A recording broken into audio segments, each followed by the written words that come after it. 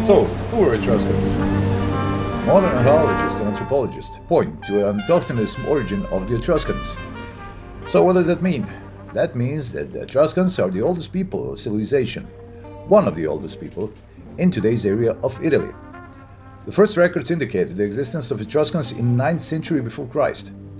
They spread from Venice all over to the area of today's Naples. The Etruscans became known as merchants cooperating closely with the Greeks and all over the Black Sea, but also, like their, let's call them successors, the Romans.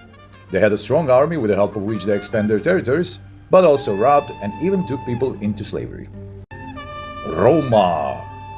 Well, we all know about Rome because of Romans, right?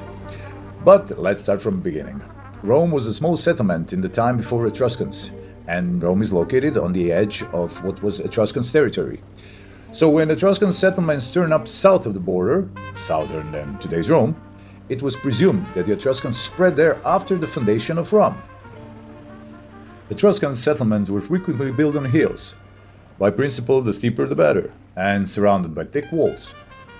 According to Roman mythology, I guess we all know the story of the origin of Rome with Romulus and Remus.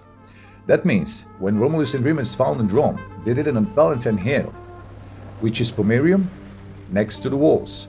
And Pomerium is a hill in Rome, which is surrounded by thick walls.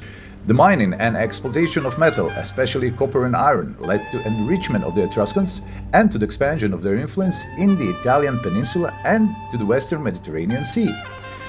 500 years before Christ, Etruria is at the peak of their power, and after the war with the Greeks, due to trade problems, their downhill begins, where they lose the southern territories from Syracusans, and in the 4th century before Christ, Rome begins to annex Etruscan cities under its own.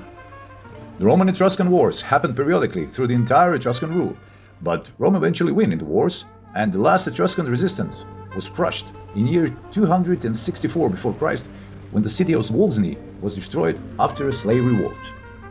At the end, the Etruscans were assimilated into Roman culture, and Rome became one of the Mediterranean superpowers among the Greeks. And although the Etruscan culture and language survived for another 300 years, until year 27 BC, when the entire Etruscan territory was incorporated into a newly established Roman Empire.